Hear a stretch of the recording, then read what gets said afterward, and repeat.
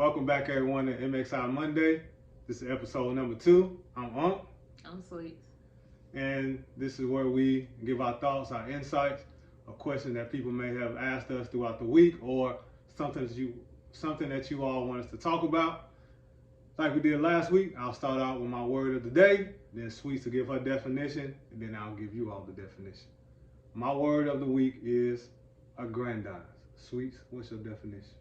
Can you say the word again? Aggrandize.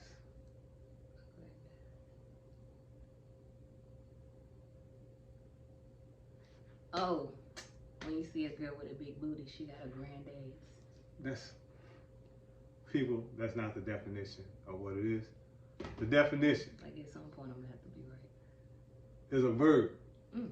It's to increase the power, status, or wealth of. Increase the power, the status of that ass. A grand ass. A granddad. We can agree to disagree. We can.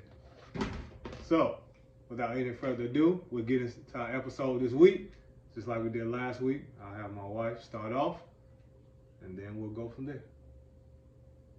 So this week, we were only asked maybe 1 or 2 questions.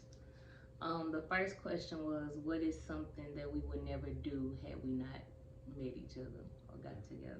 Mm-hmm. So. Ladies first. Oh, ladies first. I would still suck at interviewing. I was horrible at interviewing when I first met Unc, and when we were working together, as you guys know, we met at work. When we were working together, I had applied for a higher position and I had to interview. And I had this big old phobia. I used to always say, know what I'm saying? Like, it was horrible. A lot of times, the only reason why I probably got the job is because I was cute.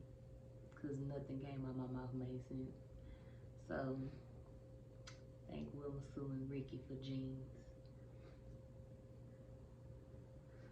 So, for me, it'll be me not truly being who I want to be with my partner, not, as Sweet say, living my truth, not being able to express my thoughts, my feelings, my desires, to have those heard, to have those understood, to have those appreciated. She may not always agree with them, but at least she listens to them, and we can have, for the most part, a dialogue about it, to be able to go from where we need to go from there. But at least the conversation is open, at least the conversation is on the table. And that's something I never had before. So, I thank her for that, for allowing me to be myself without any hesitancy, without any fight or pushback. So, thank you, babe. I appreciate it. You're welcome. You're welcome. But, I mean, y'all probably gonna cancel me because of this, but hey, swallow out today. Ladies, you have to start listening to your men. You have to. Like, I think it's a big misconception that men are just only supposed to be providers, protectors, and penis. And that's not all that they are. They have feelings just like we have feelings. They have wants, needs, desires just like we do.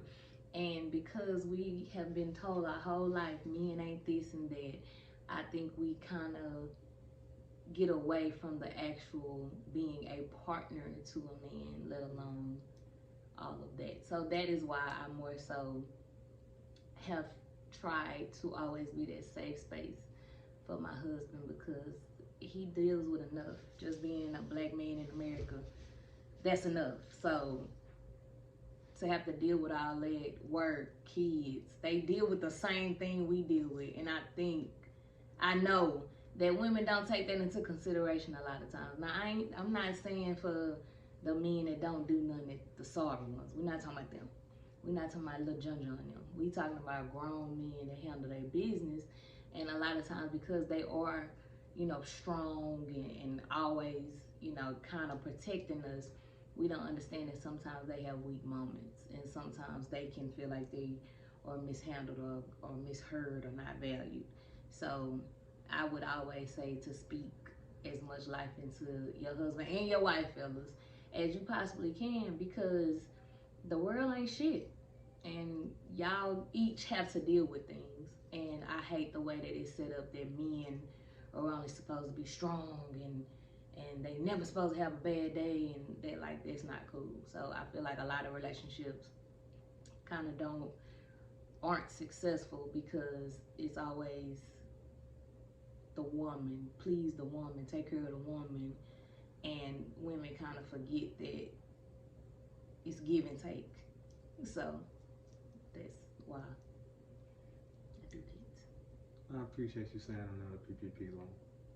I appreciate you saying I'm more than a PPP loan. I appreciate you. He don't take nothing serious. I appreciate you. Like we What really. you said? Do we not joke? You said PPP. Am I not more than a PPP loan? You are more than a PPP loan, even though I wish I had one. Cause like didn't nobody go to jail for it, so I just don't understand why I couldn't get. Like the Lord didn't bless me; He didn't put me in that number, but I got so I guess balance itself out on the Richter scale. It balances itself out. I have a question. Okay. So, what's one thing as your husband that I can do better for you as a wife, and vice versa? So you answer first, and then I answer.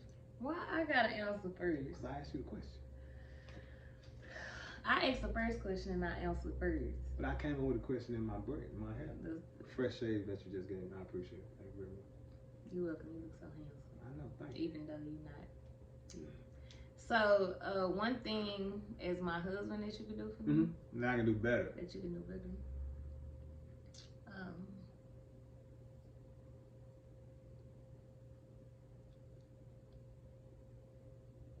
Understanding. Understand. Escape. Gotcha. I feel like you fail to understand things at times. And do I get it later? I mean, I understand it. Much later, and then even then, I still think it'd be a gray area. Gotcha. I think that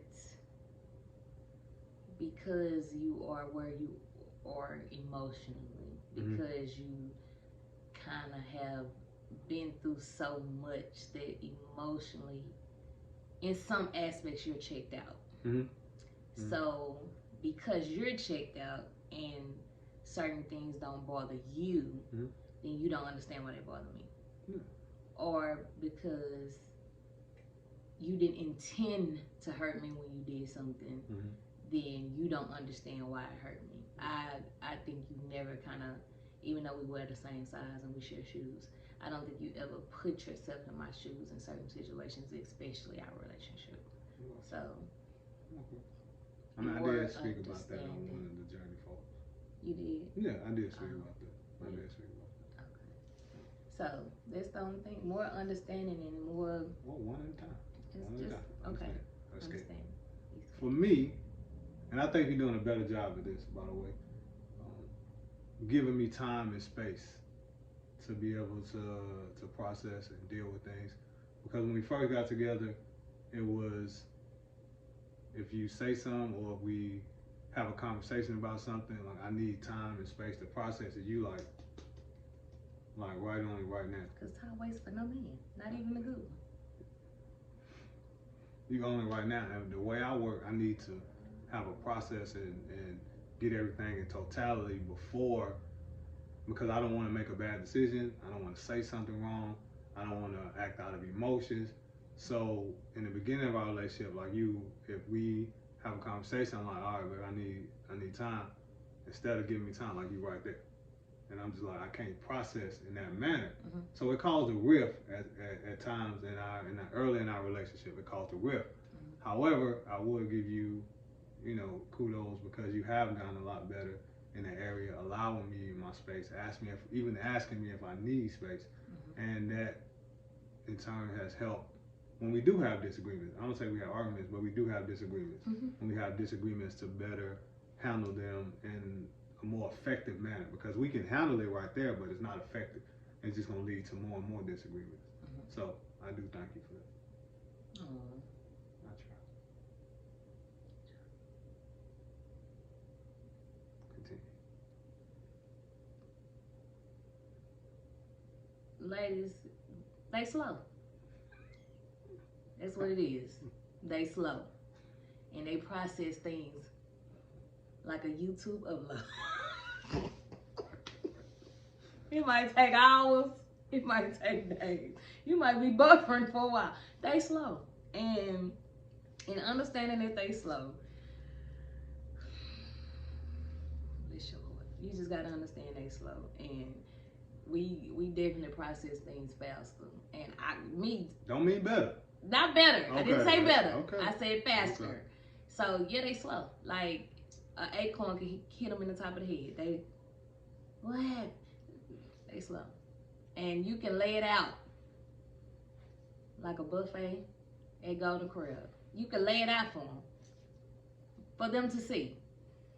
And you have to allow them to see it on their time, because if not, it feels forced, it feels aggressive, it feels like an attack, and they will never give you the response you want in that time, because it's just like anybody. When you have to defend yourself, it's like your adrenaline starts rushing, and it's just survival mode. So that's the same way when it's kind of like, oh, you know, do this, do that. You're not seeing this, you're not seeing that.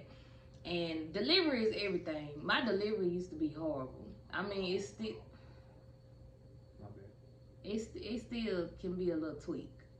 However, delivery is everything. So that's why we say sugar first, vinegar. Like, you have to give them certain things with sugar. Like talking to a kid. Like, why did you do that? Why do you have to say that? Because they like to be baby. No, we don't. Yes, you do. No, we don't. No, we don't. We're not letting her get that one off. It's the same one who lay on my chest and go to sleep. You lay on my chest and go to sleep. Vice versa. You got good boobs. I like being baby. I never said I didn't want to be baby. Your boobs are comfortable. Wham. Your boobs are comfortable. Wah. Like Jamal. Shout out to Jamal. Well, yeah, I never said I didn't want to be no baby. So do you have a question for me? Or that you would like on a topic that you would like to discuss before we end? When is enough for you? I don't understand. Like, Remember, I'm slow. I need to process. Like, if everything is great and green and you have this one situation that keeps being an issue, like, when is enough for you?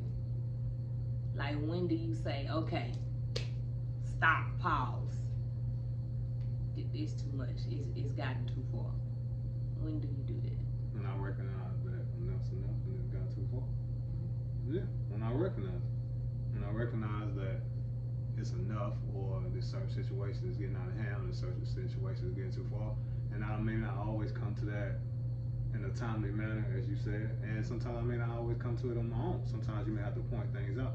When I do recognize, I try to make it a solid effort to be able to nip it in the bud. It may not be the way that you may want to see me nip it in the bud, in the time frame you want me to nip it in the bud, or how you want me to nip it in the bud, but I say that I do. It may not be the way you may view it, but slowly but surely, if not immediately, I see enough and I try to handle it accordingly. But you have to want